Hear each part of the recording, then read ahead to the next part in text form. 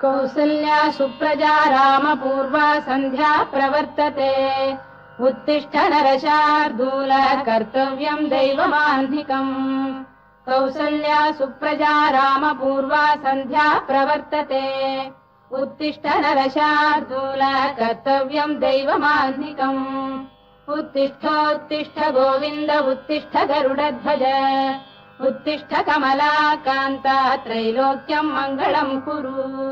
उत्तिष्ठोत्तिष्ठ गोविन्द उत्तिष्ठ गरुडध्वज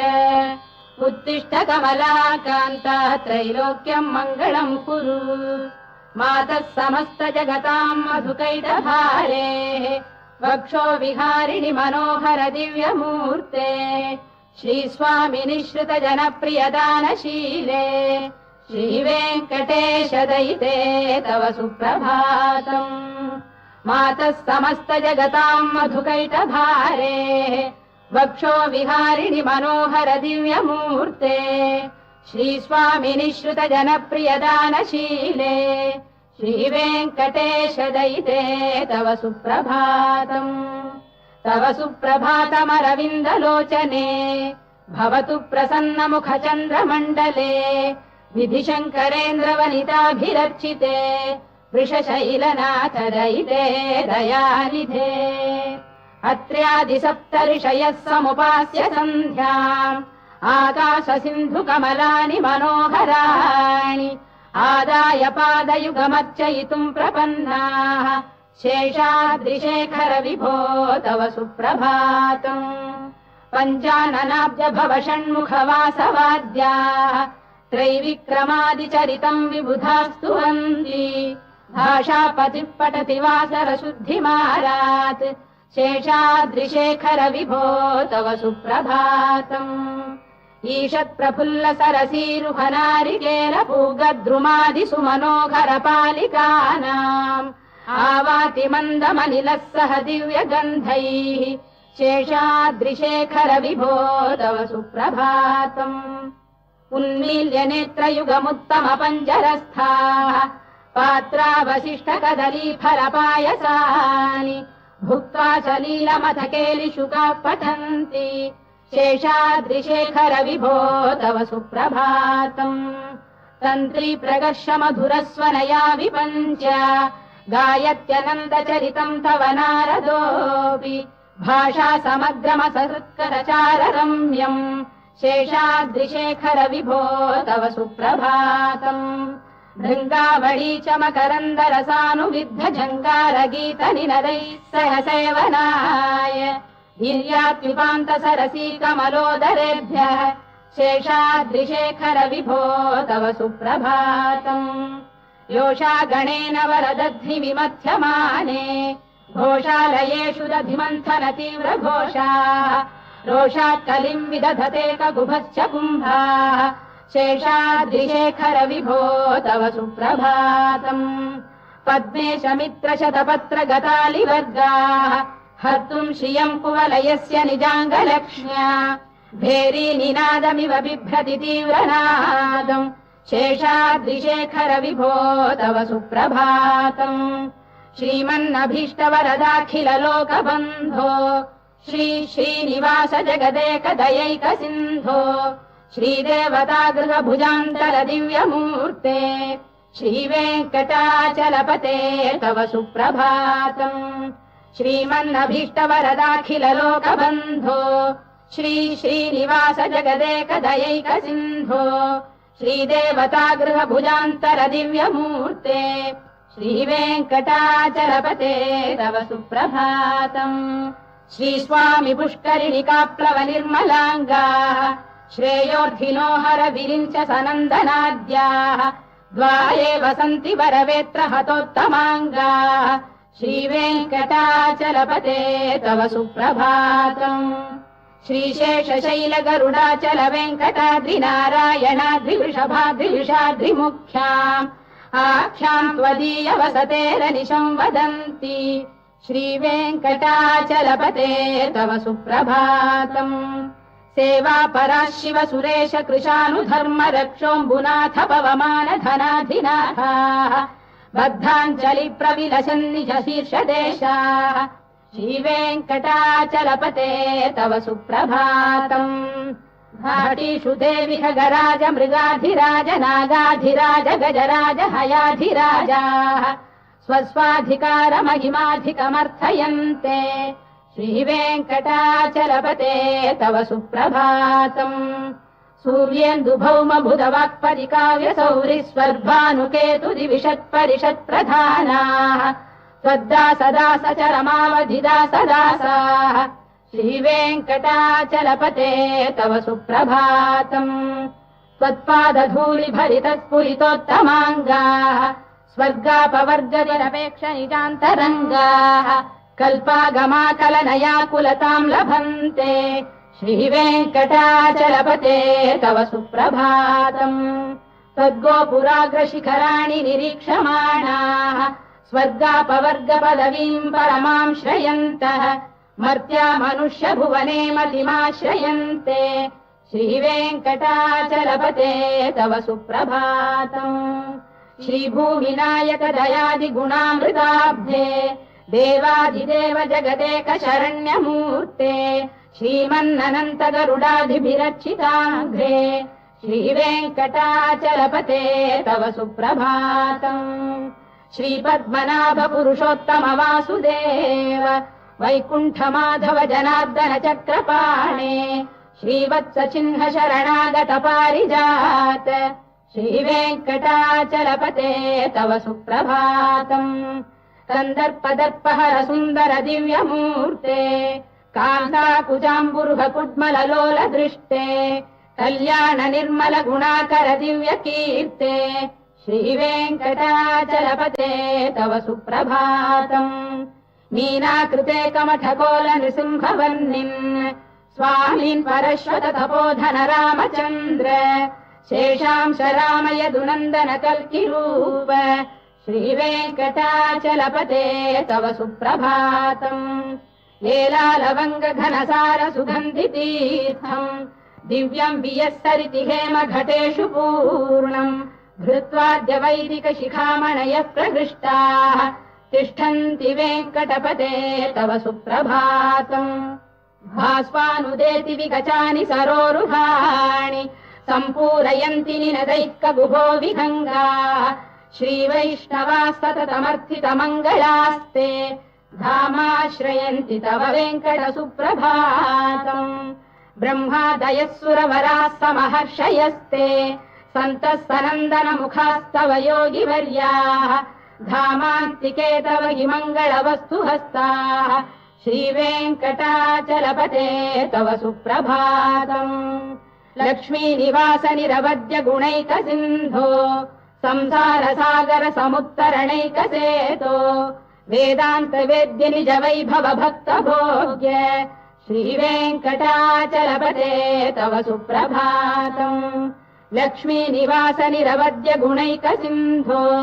संसार सागर समुत्तरणैकसेतो वेदान्त वेद्य निज वैभव भक्त भोग्य श्रीवेङ्कटाचलपते तव सुप्रभातम् इत्थम् वृषाचलपतेरिह सुप्रभातम् ये मानवाः प्रतिदिनम् पठितुम् प्रवृत्ताः तेषाम् प्रभात समये स्मृतिरङ्गभाजाम् प्रज्ञाम् परार्थसुलभाम् परमाम् प्रसूते इत्थम् वृषाचलपतेरिह सुप्रभातम् ये मानवाः प्रतिदिनम् पठितुम् प्रवृत्ताः तेषाम् प्रभात समये स्मृतिरङ्गभाजाम् प्रज्ञाम् परार्थसुलभाम् परमाम् प्रसूते कमलाकुचूचुक कुङ्कुमतो नियतारुणितातुलनीलतनो कमलायतलोचन लोकपते विजयी भव वेङ्कटशैलपते कमलाकुचूचुक कुङ्कुमतो नियतारुणितातुलनीलतनो कमलायतलोचन लोकपते विजयी भव वेङ्कटशैलपते सचतुर्मुख षण्मुख पञ्चमुख प्रमुखाखिल दैवत मौलिमणे शरणागत वत्सल सारनिधे परिपालय माम् वृषशैलपते अतिवेलतया तव दुर्विषहैरनुवेलकृतैरपराधशतैः भरितम् त्वरितम् वृषशैलपते परया कृपया परिपाहि हरे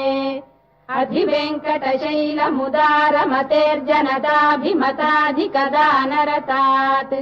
परदेवतया गदितान्निगमै कमलादयितान्न परम् कलये कलवेणुरवावशगोपवधूशरकोटिवृता स्मरकोटिसमात् रतिवल्लविकाभिमताः सुखदात् वसुदेवसुतान्न परम् कलये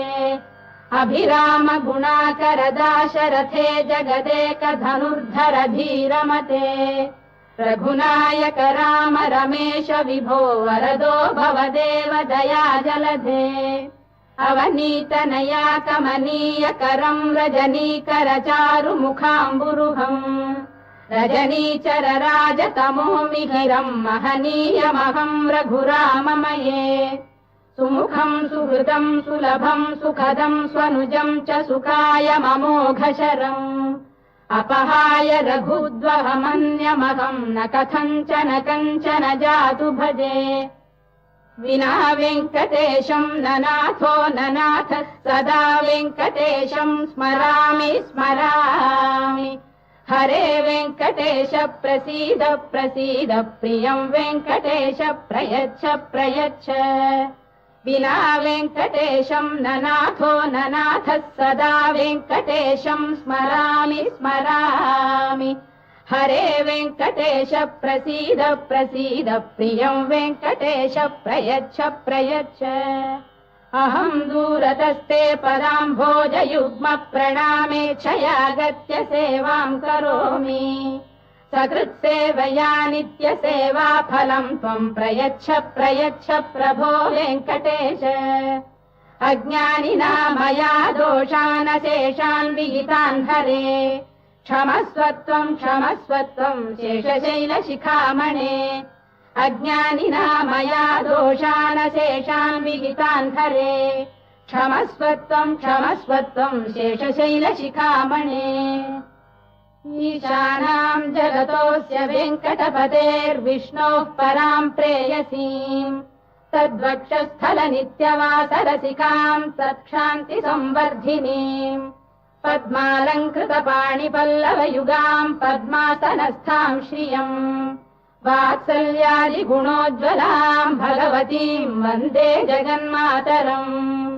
ईशानाम् जगतोऽस्य वेङ्कटपतेर्विष्णोः पराम् प्रेयसीम् तद्वक्षस्थलनित्यवासरसिकाम् तत्क्षान्तिसंवर्धिनीम्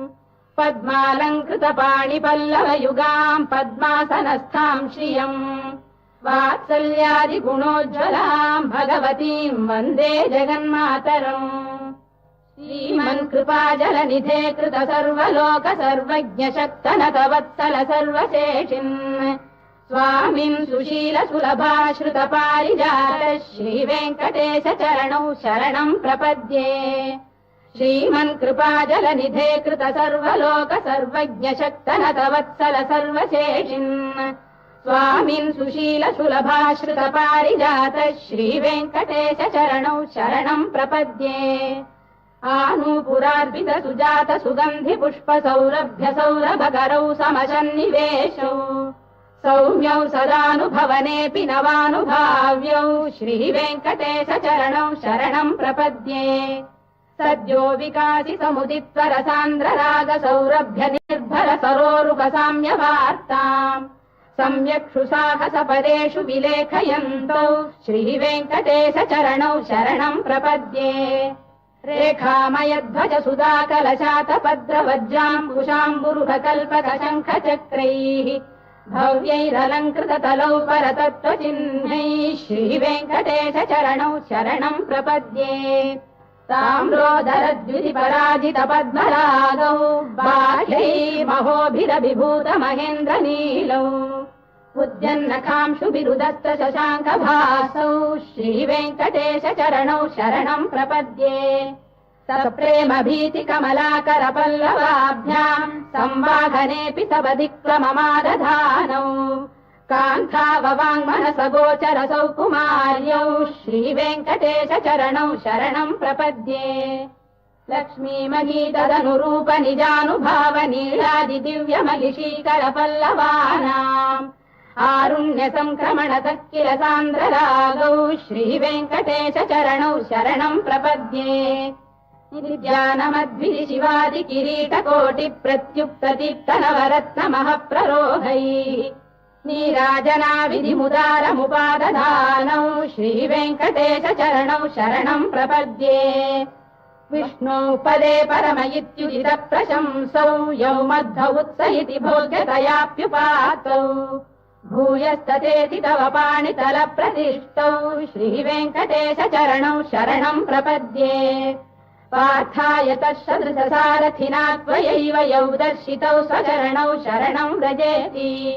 भूयोऽपि मह्यमिहतौ करदर्शितौ ते श्रीवेङ्कटेश चरणौ शरणम् प्रपद्ये मन्मूर्धिकालियपणे विकटाटवीषु श्रीवेङ्कटाद्रिशिखरे शिरसि श्रुतीनाम् चित्तेऽप्यनन्यमनसाम् सममाहितौ ते श्रीवेङ्कटेश चरणौ शरणम् प्रपद्ये अम्लानघृष्यदवनीतलकीर्णपुष्पौ श्रीवेङ्कटाद्रिशिखराभरणायमानौ आनन्दिताखिल मनोनयनौ तवैतौ श्रीवेङ्कटेश चरणौ शरणम् प्रपद्ये प्रायः प्रपन्न जनता प्रथमावगाह्यौ मातुस्तनाविव शिशोरमृतायमानौ प्राप्तौ परस्पर तुलामतुलान्तरौ ते श्रीवेङ्कटेश चरणौ शरणम् प्रपद्ये सत्त्वोत्तरैः सतत सेव्य पदाम्बुजेन संसारतारकदयार्द्रदृगञ्चलेन सौम्योपयन्तृमुनिना मम दर्शितौ ते श्रीवेङ्कटेश चरणौ शरणम् प्रपद्ये सत्त्वोत्तरैः सतत सेव्य पदाम्बुजेन संसारतारकदयार्द्रदृगञ्चलेन सौम्योपयन्तृमुनिना मम दर्शितौ ते श्रीवेङ्कटेश चरणौ शरणम् प्रपद्ये श्रीशश्रिया घटिकया त्वदुपाय भावे प्राप्ये त्वयि स्वयमुपेय दया स्फुरन्त्या नित्याश्रिताय निरवद्य गुणाय तुभ्यम् स्याम् किङ्करो वृषगिरीश न जातु मह्यम् श्रीशश्रिया घटिकया त्वदुपाय भावे प्राप्ये त्वयि स्वयमुपेय दया स्फुरन्त्या नित्याश्रिताय निरवद्य गुणाय तुभ्यम् स्याम् किङ्करो वृषगिरीश न जातु मह्यम् श्रियकान्ताय कल्याणनिधये निधयेऽर्थिनाम् श्रीवेङ्कटनिवासाय श्रीनिवासाय मङ्गलम् श्रियकान्ताय कल्याणनिधये निधयेऽर्थिनाम् श्रीवेङ्कटनिवासाय श्रीनिवासाय मङ्गलम् लक्ष्मी सविभ्रमालोकसुभ्रू विभ्रम चक्षुषे सर्वलोकानाम् वेङ्कटेशाय मङ्गलम् श्रीवेङ्कटाद्रिशृङ्गाग्रमङ्गलाभरणाङ्गये मङ्गलानाम् निवासाय श्रीनिवासाय मङ्गलम्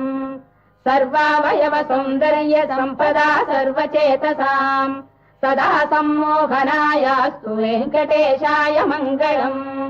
नित्याय निरवध्याय सत्यानन्दचिदात्मने सर्वान्तरात्मने श्रीमद्वेङ्कटेशाय मङ्गलम् स्वतः सर्वविदे सर्वशक्तये सर्वशेषिणे सुलभाय सुशीलाय वेङ्कटेशाय मङ्गलम् परस्मै ब्रह्मणे पूर्णकामाय परमात्मने प्रयुञ्जे परतत्त्वाय वेङ्कटेशाय मङ्गलम् आकालतत्त्वमशान्तमात्मनामनुपश्यताम् अतृप्त्यमृतरूपाय वेङ्कटेशाय मङ्गलम् प्रायस्वचरणौ पुंसाम् शरण्यत्वेन पाणिना कृपयादिशते श्रीमद्वेङ्कटेशाय मङ्गलम्